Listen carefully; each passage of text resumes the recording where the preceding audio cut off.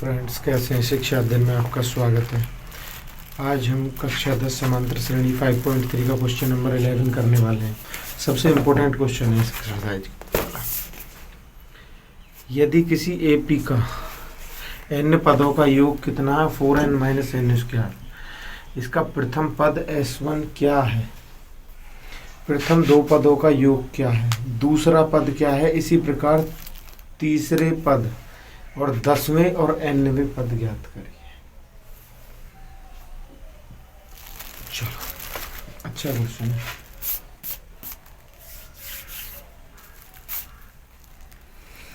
अब देखो, इसमें सबसे पहले हम क्या करते हैं, n बराबर 1 रखने पर कर देते हैं।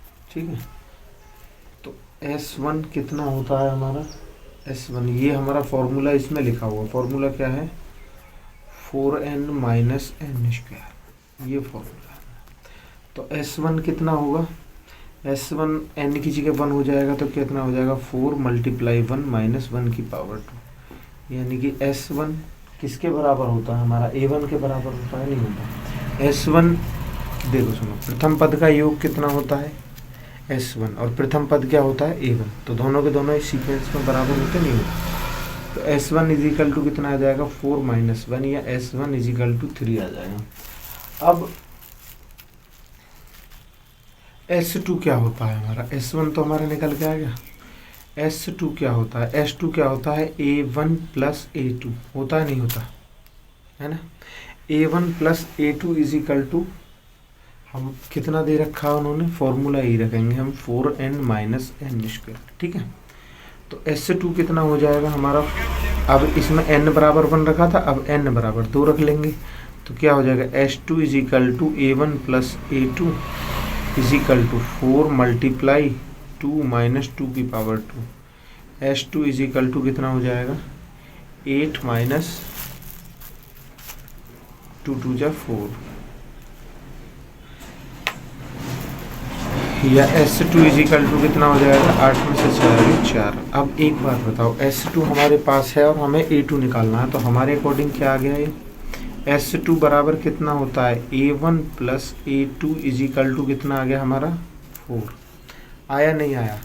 अब वो क्या कह रहा है? अब वो कह रहा है हमें इसका A2 द्वितीय पद भी निकालना है। तो S2 इजिकल टू कितना होगा? A1 कितना है हमारा? 3 प्लस A2 बराबर 4। तो इसको उठा के इधर ले जाओ तो क्या हो जाएगा?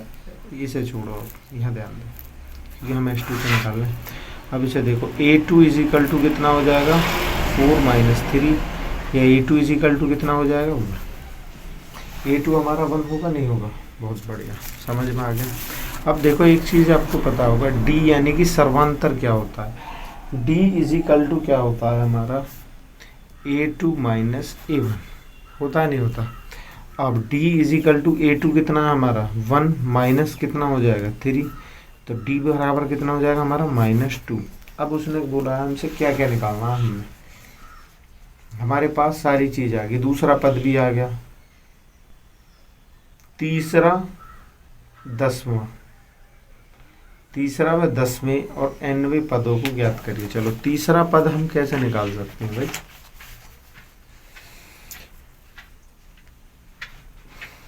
S3 पूछा गया उसने,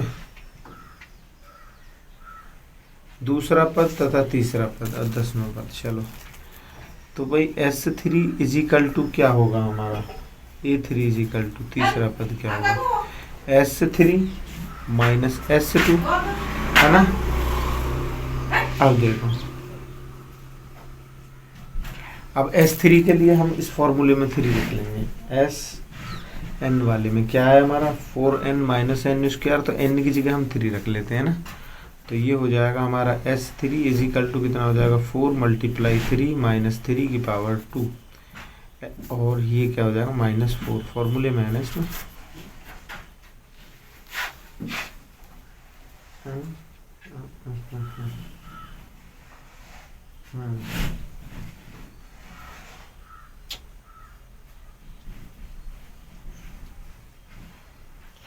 तो S3 इजिकल टू क्या होगा? 1 मिनट, मैं ज़रा एक चीज़ और करके देखता हूँ। सुनो, ऐसा करो, इसे छोड़ो, ये आपकी थोड़ा समझ में नहीं आ रहा होगा ना, इसे साइड कर लेते हैं। अब सुनो, मैंने आपको क्या बताया, A3 इज इक्वल टू क्या होता है हमारा, A3 इज इक्वल टू होता है A+2D, या A3 कितना हो जाएगा A+2D।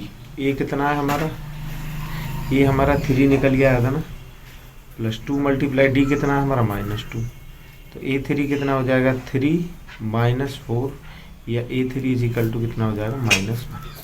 A3 का अब हमारा आंसर आ गया। और हमें क्या क्या निकालना है अभी इसमें, अब उसने बोला है A10 निकाल लो, है ना। A10 क्या होगा, A+9D, या A10 is equal to A कितना है हमारा, A है हमारा 3 + 9 × 2, A10 इज इक्वल टू 3 - 80, या A10 इज इक्वल टू कितना हो गया हमारा -50।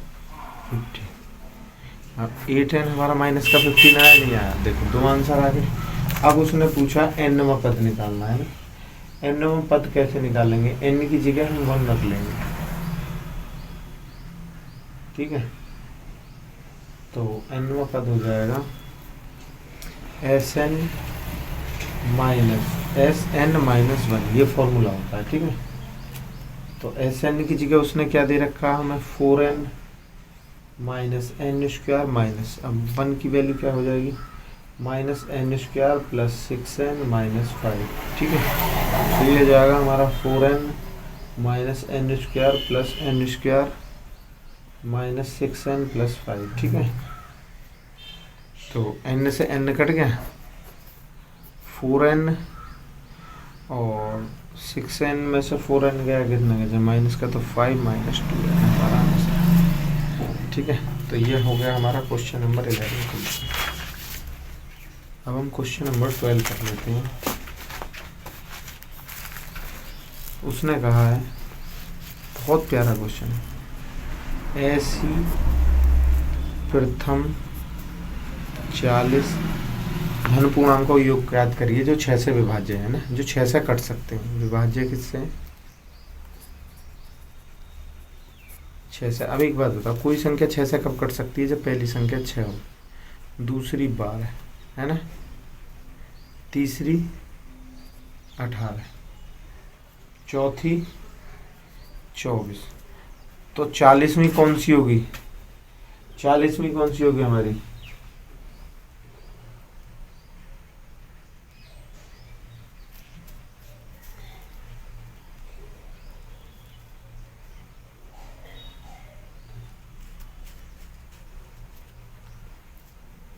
अब ऐसे dot dot dot dot dot तरीका क्या ही है, 40 पदों, चलो पहले ऐसे बताऊंगा फिर आपको शॉर्ट में बताऊंगा ना, 40 पदों तक का निकालना। तो पहला पद A इक्वल टू हमारे क्या हो जाएगा 6, और D इक्वल टू क्या हो जाएगा, D भी 6 ही है ना। अब ज्ञात क्या करना है, S40 ज्ञात करना है, 40 पदों का योग ज्ञात करना ना। तो फॉर्मूला क्या हो जाएगा हमारा, S40 is equal to n/2 की जगह क्या हो जाएगा 40/2, और 2 मल्टीप्लाई A की जगह हो जाएगा हमारा 6, ठीक है, प्लस n-d, n कितना है हमारा 40 माइनस गया 39 मल्टीप्लाई 6, ठीक है, ये होगा हमारा 20। तो S40 इज इक्वल टू हो जाएगा 20 ब्रैकेट में 12 प्लस 324, ठीक है। अब 324 आया, 6 9 6 54, 9 3 18 है, और 6 234 यार, 234, ठीक है।